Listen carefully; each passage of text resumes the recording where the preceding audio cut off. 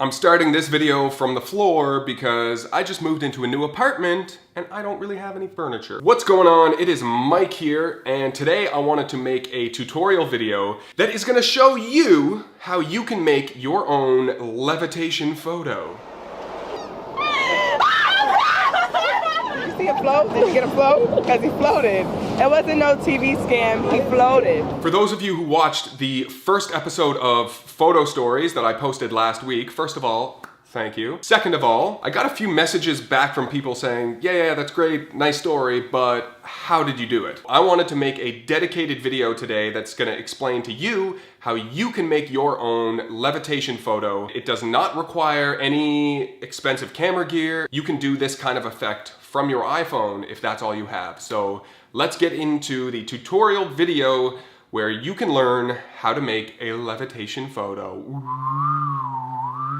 That was weird. All right, let's get into it. Here's how you create the levitation effect. These are the things you're gonna need. One, you'll need a tripod, and if you don't have a tripod, you'll need some way to make sure that your camera does not move. The other thing that you need is a controlled environment.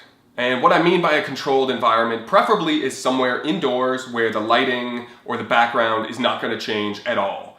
If you try and achieve this effect outside where there's cars moving or people moving, it's gonna make your life a lot more difficult. So you need some way to steady your camera and a controlled environment. The first thing you wanna do is take a photo with nobody in it, in the conditions that the person will be levitating in afterwards. The second step is to add the person or the people who are going to be levitating. You can do this by putting them on top of a chair or a tree stump or anything that's just gonna bring them off the ground a little bit. Once you get your person or people balanced on whatever it is they're gonna be standing on, okay, this is gonna require maybe a little bit of balance, snap your photo. Now we're gonna take those two photos, the blank photo and the photo with people in it, mash them together in your editing software. Now don't worry if you don't have Photoshop or anything else that you had to pay for. You can do this for free online at a website called pixlr.com. Photoshop and many other photo editing programs operate with what is called layers. You're gonna use the blank image as your base layer.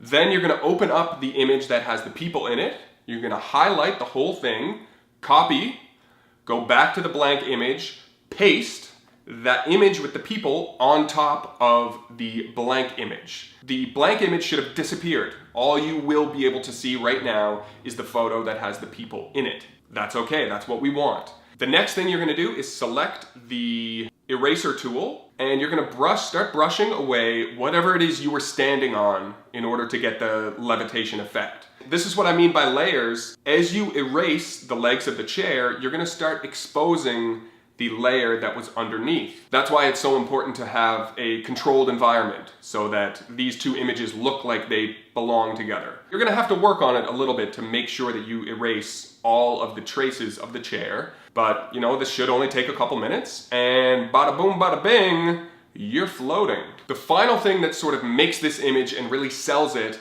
is the expression. So in the case of the photo that I created, we wanted to be, you know, having the effect that we were being blown away by this tornado. So, you know, it might require a little bit of acting. You thought I was asleep, didn't you? Acting. If you do end up trying this on your own, I would love to see your results. You can find me online on Facebook, Instagram, at Ven Photography, blah, blah, blah, blah, blah, everywhere. Keep an eye out because I am gonna be making more videos just like this in the future. And until then, I will see you on the internet. Peace.